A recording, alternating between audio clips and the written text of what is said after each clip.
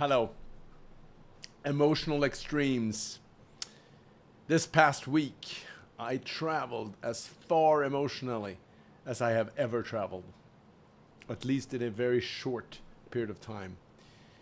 In the midst of trying to understand and reconcile the fear, sadness, and sheer horror I felt and still feel in the face of current events and what I wrote about last week, I also celebrated a wonderful wedding in Arizona with some of our closest friends.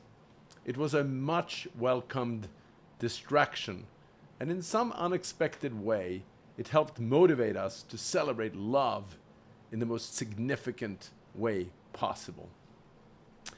And as if that wasn't enough, right there, from there, Jessica and I were whisked away by our children for a short but wonderful time together to celebrate my upcoming 60th birthday. Months ago, they had asked me what I most wanted, and I told them that I wanted to just be with them, no grandkids this time, in a beautiful setting, enjoying time together, and bonus points would be given for great food and awesome music. They clearly over delivered. It was delicious in every sense.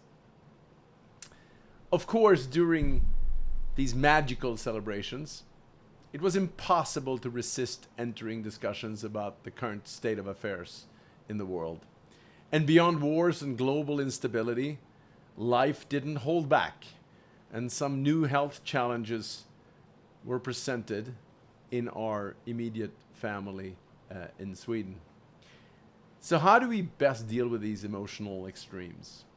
Life can swing its pendulum quickly and brutally. At some level, it is the essence of life, isn't it?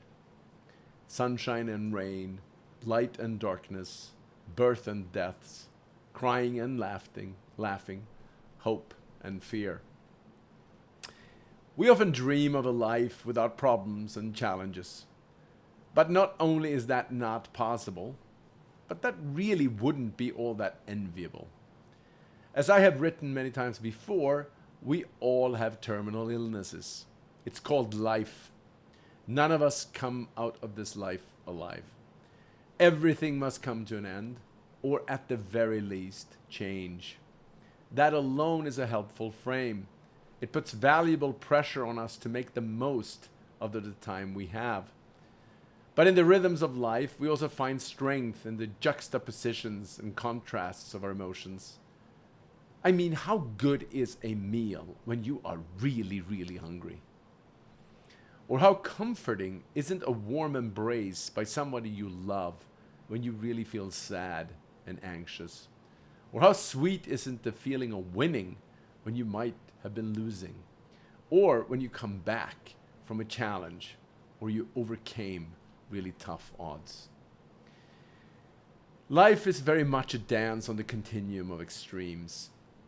When we are at our luckiest or unluckiest, we can stay at one end for hours, days, months, and even years. But more often, we get thrown between them and have to face enormous challenges while at the same time paying frequent visits to the other side for life's many beautiful moments. And the lesson here for us all is that we cannot be consumed when emotional extremes take hold. As unrealistic as it is to always be on high, we cannot allow the lows to distort our view of the world. It is all too easy for difficult times to bring out the worst fears. Before long, we see enemies everywhere. And that is what much of today's evil forces are trying to do, sowing seeds of distrust, anger, misinformation, and fear, and ultimately pitting us at odds with each other. We should not let that happen. It is in these moments we have to find strength in the midst of weakness. While managing extremely difficult emotions and realities, we must also enjoy the most of every minute of joy, should it graciously pay us a visit. I think art deals with these extremes the best. In music, it is the silence between the notes that makes it so special.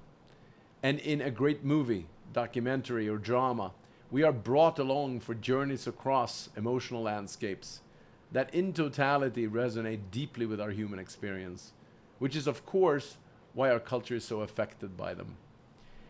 I am not offering this to justify, excuse, or even try to explain the atrocious attacks that happened last week in Israel, nor to accept or condone some of the hurtful and inexplicable moral blindness displayed by institutions here at home that I quite frankly expected more of.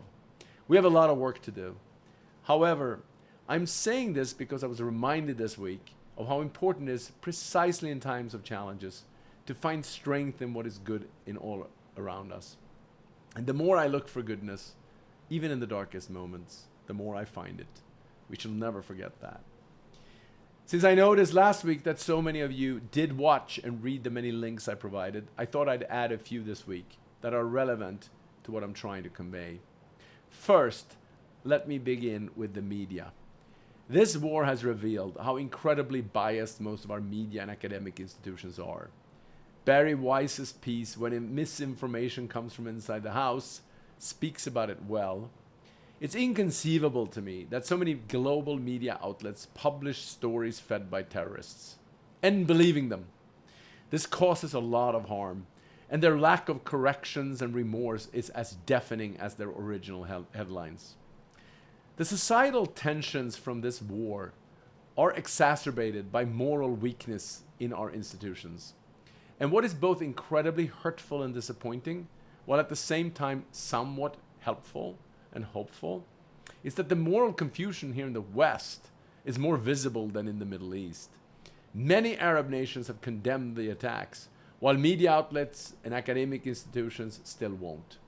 Wanting Palestinian freedom, peace, and prosperity is something most people want. I certainly do. Criticizing Israel for its leadership and political challenges is a fair game, and it's as fair as criticizing our own. But placing your support and belief that terrorists will provide that path to freedom and prosperity you would like to see is morally bankrupt. You don't have to believe me. I can share many credible sources that will confirm this, but you can watch this interview with the son of a Hamas founder and hear what he has to say. Ezekiel Emanuel wrote an insightful article in New York Times about this, the moral deficiency in our liberal institutions and in education in particular. More ethics classes are clearly needed to help our future leaders avoid moral blindness. I thought that was head on and really well written. My friend Daniel Lubetsky posted an Instagram reel on the importance of not becoming weapons of mass destruction ourselves by fueling the flames of hate in the wake of our own anger. It's easy to do, but we must all resist that and rise to the occasion.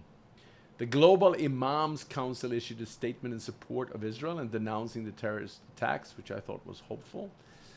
Many friends have reached out and asked how we are.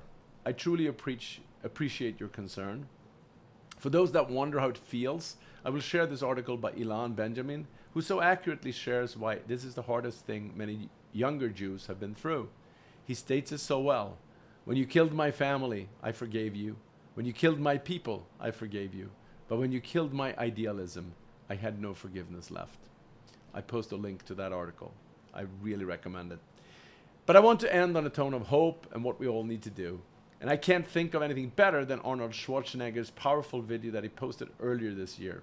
You can watch it below. Talk about premonition. While the video starts with anti-Semitism, it is really a call for hope over hate and is grounded in the biggest war we all face, the war against ourselves. Most people walk the path of least resistance. It's easy. But standing up against hate and sometimes abandoning friends and views held by people around you requires enormous strength and courage. We need that today more than ever. I rewatched Arnold's talk this week and it felt like something I really needed to hear again and again. Please share it as broadly as you can. Let's hope for a week where humanity finds a path to more love and a lot less hate. Thank you.